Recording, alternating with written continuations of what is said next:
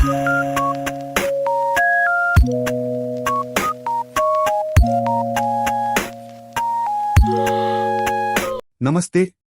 Raw facts official में आपका स्वागत है।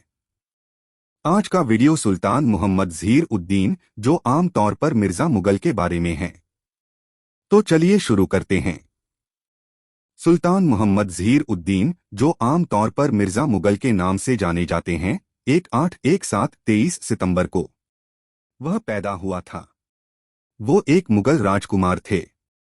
उन्होंने 1857 के भारतीय विद्रोह के दौरान महत्वपूर्ण भूमिका निभाई। वह पुरानी दिल्ली के एक द्वार पर मारे गए मुगल राजकुमारों में से एक थे, जिसके बाद द्वार खूनी दरवाजा, खूनी गेट या हत्या द्वार के रूप में जाना जाने लगा। मिर्जा मुगल 12वें और आखिरी मुगल सम्राट बहादुर शाह जफर का 5वां पुत्र था। उनकी मां शरीफ-उल महल सैयदिनी एक अभिजात वर्ग सैयद परिवार से आईं, जिसने हजरत मोहम्मद से वंश का दावा किया था।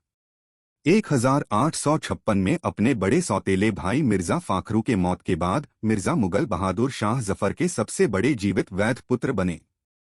हालांकि अंग्रेजों ने दिल्ली के सिंहासन के उत्तराधिकारी के रूप में किसी को पहचानने से इनकार कर दिया और संकेत दिया कि जफर की मृत्यु के बाद राजशाही समाप्त हो जाएगी। मई 1857 में ब्रिटिश भारतीय सेना के सिपाही ने अपने ब्रिटिश अधिकारियों के खिलाफ विद्रोह किया और दिल्ली में प्रवेश किया। उन्होंने महल के लिए सीधे बनाया, अपने ब्रिटिश वरिष्ठ अधिकारियों के खिलाफ सम्राटों के सम्राट को अवगत कराया, उनके प्रति उनके निष्ठा की पुष्टि की और अभयारण्य और नेतृत्व की मांग की। कुछ दिनों बाद स्थिति का भंडार लेने के बाद मिर्जा मुगल और उनके कुछ आधे भाइयों ने विद्रोही सैनिकों के प्रभारी नियुक्त होने के लिए अपने पिता से अनुरोध किया। उनकी याचिका शुरू में अस्वीकार कर दी गई थी, लेकिन बाद में दी गई और मिर्जा मुगल वरिष्ठ कानूनी राजकुमार के रूप में कमांडर इन चीफ को नामित किया गया था। मिर्जा मुगल के पास अपने नए कार्यालय के लिए बिल्कुल कोई प्रशिक्षण या अनुभव नहीं था। हालांकि उन्होंने ऊर्जावान रूप से सैनिकों को व्यवस्थित करने, अपनी बोली लगाने और प्रावधान के लिए व्यवस्था करने की मांग की और किनारे के शहर में आदेश की समानता लाई। उनका अनुभवहीनता जल्द ही स्पष्ट हो गया और ब्रिटिश हफ्ते में एक पूर्व गैरत मिशन अधिकारी सूबेदार बख्तर खान के बरेली के एक बड़े बल के प्रमुख पर आगमन के कुछ हफ्ते बाद उन्हें उकसाया गया, जिन्होंने एक अर्जित किया था अफगान युद्धों के दौरान अच्छी प्रतिष्ठा।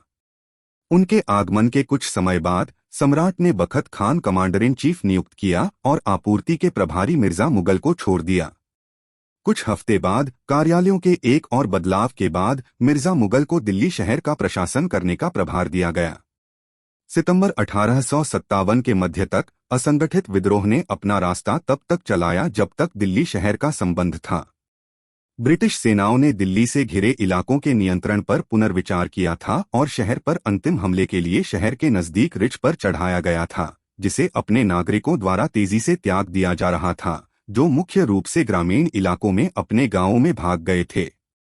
जैसे ही अंग्रेजों ने शहर का नियंत्रण लिया, सम्राट बहादुर शाह द्वितीय 82 वर्ष की उम्र ने लाल किले को छोड़ दिया और हुमायूं के मकबरे में शरण ली, जो उस समय दिल्ली के बाहर थी। उनके साथ मिर्जा मुगल और 2 अन्य राजकुमार थे, एक और बेटा मिर्जा खजर सुल्तान और एक पोते मिर्जा अबू बकर। उनके ठिकाने की रिपोर्ट मेजर होर्सन से जासूसों ने की थी, जिन्होंने उन्हें एक संदेश भेजा था कि पार्टी को भागने की कोई उम्मीद नहीं थी और आत्मसमर्पण करना चाहिए। उन्होंने आत्मसमर्पण करने से इनकार कर दिया। अगली सुबह होर्सन 100 घुड़सवार के साथ कब्र पर गया और सम्राट और राजकुमारों के बिना शर्त आत्मसमर्पण की मांग की। स्थिति आसपास के गांवों के लोगों के लिए जानी जाती है और एक बड़ी भीड़ इकट्ठी हुई, जिनमें से कई सामान्य रूप से रखी गई बाहों, खेत चाकू, सिकल और कुल्हाड़ियों से सुसज्जित थे।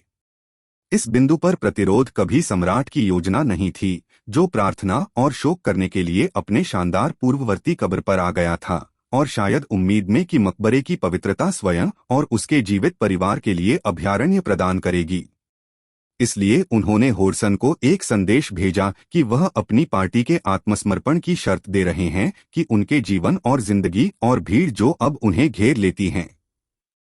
होर्सन स्पष्ट रूप से इस पर सहमत हुए, केवल यह बताते हुए कि राजकुमारों और ग्रामीणों की मोटी भीड़ को तुरंत अपनी बाहों को आत्मसमर्पण करना चाहिए।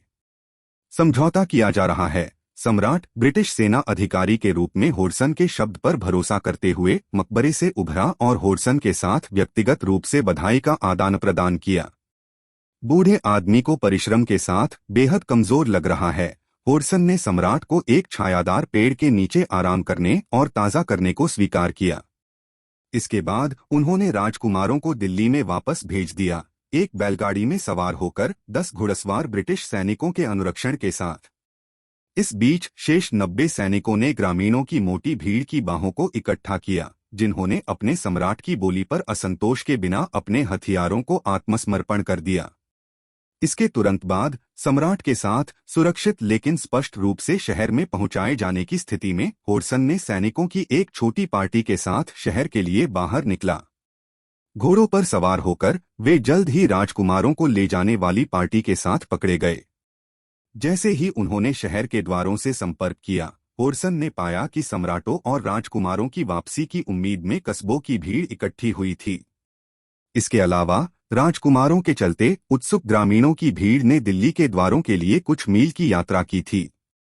यह सुझाव दिया गया है कि भीड़ को देखने पर होडसन ने अपना तंत्रिका खो दिया। अन्य ने सुझाव दिया है कि भीड़ की उपस्थिति ने उन्हें सुझाव दिया कि यह एक उपयुक्त क्षेत्र था जिसमें भारतीयों को स्पष्ट संदेश भेजना और अंग्रेजों की शक्ति और क्रूरता का प्रदर्शन करना था। फिर भी दूसरों ने सुझाव दिया है कि होडसन ने पुराने सम्राट के साथ बुरे विश्वास में समझौता किया था और उन्होंने कभी भी अपना वचन रखने का इरादा नहीं रखा था। सभी घटनाओं में एक ऐसा विचार जो एक गंभीर समझौते, केवल जीवन की गारंटी देता है, का उल्लंघन करता है, जिसे उन्होंने कुछ मिनट पहले बनाया था। ब्रिटिश सेना के अधिकारी के रूप में सम्मान के अपने शब्द पर इन लोगों द्वारा बहुत सम्मानित एक बूढ़े आदमी को इसे बढ़ाने के बजाय अंग्रेजों की प्रतिष्ठा होडसन के केन से परे स्पष्ट रूप से थी।